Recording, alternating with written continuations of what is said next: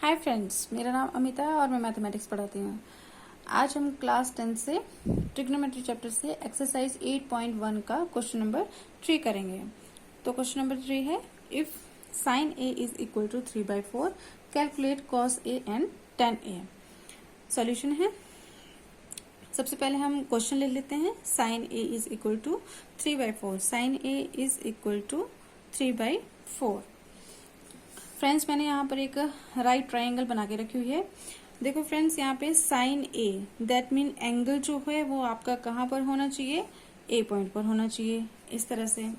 Okay friend, और हमें पता है फ्रेंड्स कि जो आपकी राइट ट्रायंगल की जो सबसे लॉन्गेस्ट साइड होती है वो आपकी क्या होती है, हाइपोटेन्यूज होती है। और हाइपोटेन्यूज की एक और पहचान होती है कि 90 डिग्री के सामने वाली जो साइड होती है वो आपकी कौन सी होती है, हाइपोटेन्यूज होती है। अब आता है फ्रेंड्स आपके पास परपेंडिकुलर और बेस। परपेंडिकुलर और बेस को डिसाइड करता है आपका एंगल। एंगल के जो सामने वाली जो साइड होती है वो होती है आपकी परपेंडिकुलर, और जिस साइड पर आपका एंगल स्टैंड कर रहा होता है वो होता है आपका बेस। ओके फ्रेंड, अब परपेंडिकुलर, बेस, हाइपोटेन्यूज, इस चीज को समझने के लिए मैं आपको एक पास एक टेबल बना रही हूं। P, B, P, H, H, B।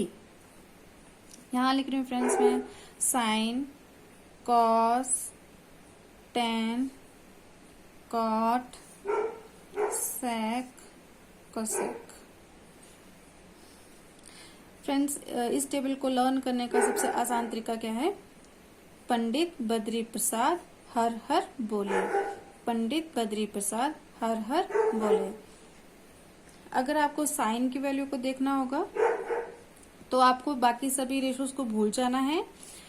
और साइन की वैल्यू क्या आई फिर आपके पास, P/H। मैं दोबारा बोल रही हूँ फ्रेंड्स, साइन की वैल्यू को जब आपको देखना होगा तो आपने बाकी सभी रेशोज को भूल जाना है, और साइन की वैल्यू क्या आ गई फिर आपके पास, P/H, इस तरह से। वैसे ही फ्रेंड्स, अगर आपने कॉस की वैल्यू को देखना होगा तो आपने बाकी सभी रेशोज को भूल जाना है, और कॉस की वैल्यू क्या आ गई फिर आपके पास, B/H। इसी तरह से फ्रेंड्स, अगर आपने tan की वैल्यू को देखना होगा तो tan की वैल्यू क्या आ जाएगी फिर, P/B। और ये टेबल कैसे चलता है आपका, साइन, कॉस, tan, कॉट, सेक और कोसेक, इस तरह से चलता है आपका टेबल। ये आ गया साइन, कॉस, tan, फिर आता है कॉट। कॉट की वैल्यू देखनी होगी फ्रेंड्स तो आपने बाकी सभी रेशोज को भूल जाना है।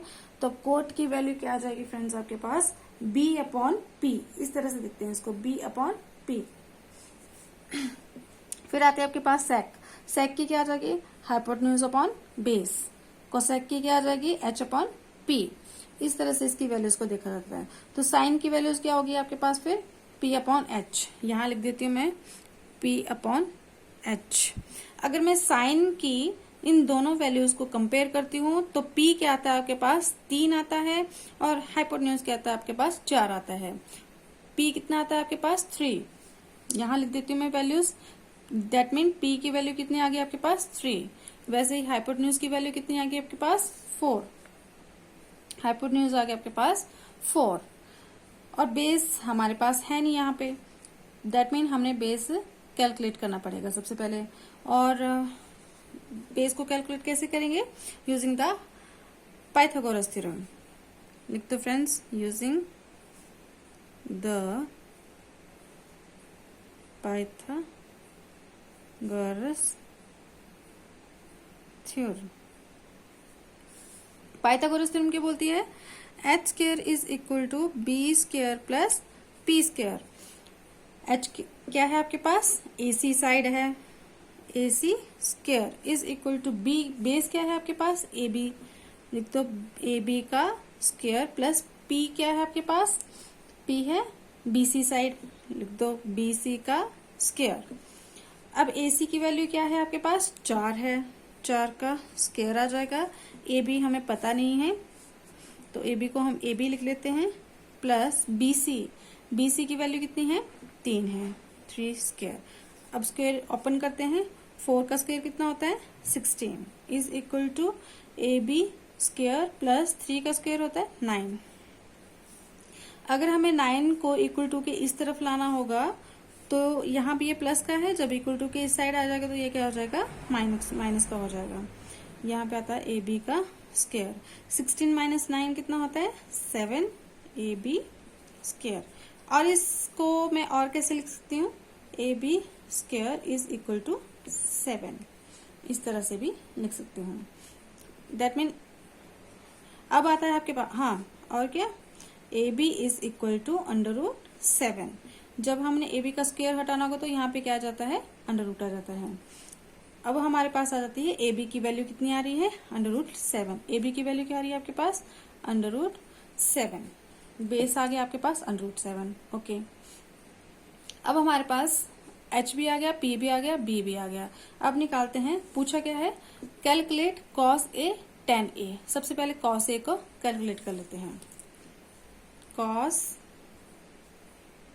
A कहाँ से देखेंगे, यहाँ से। cos A क्या है आपके पास, B/H। जब भी cos की वैल्यू को देखनी होगी, बाकी सभी रेशोज को भूल जाना है, सिर्फ cos की वैल्यू क्या होगी आपके पास, B/H। फ्रेंड्स, इस टेबल को आपने लर्न बिल्कुल नहीं करना है। मैंने इसको आपको बहुत आसान तरीके से समझाया हुआ है, कैसे इसको लर्न कर सकते हैं या कैसे इस वाले टेबल को याद रखा जा सकता है। सिंपली PB पंडित बद्री प्रसाद हर हर बोले, इस तरह से। और आपने एकदम से साइन की वैल्यू क्या होती है, कॉस की कौन सी वैल्यू होती है, टेन की क्या होती है, कॉट की क्या होती है, आप इस टेबल से बहुत आसान तरीके से एकदम से लिख सकते हो। अब आता है बी, यहाँ पर आ जाते हैं बेस कितना है आपका, √7 है, अपॉन एच कितना है, 4। ये आ गया आपके पास cos A की वैल्यू। अब दूसरा क्या पूछा है, tan A, लिख देते हैं tan A। यहां से देखते हैं tan क्या आ गया आपके पास, बाकी सभी रेशोज को भूल जाओ, सिर्फ tan की और देखते हैं तो tan क्या आता है आपका, P/B, perpendicular upon base. P कितना है आपका, 3, और बेस कितना है, √7।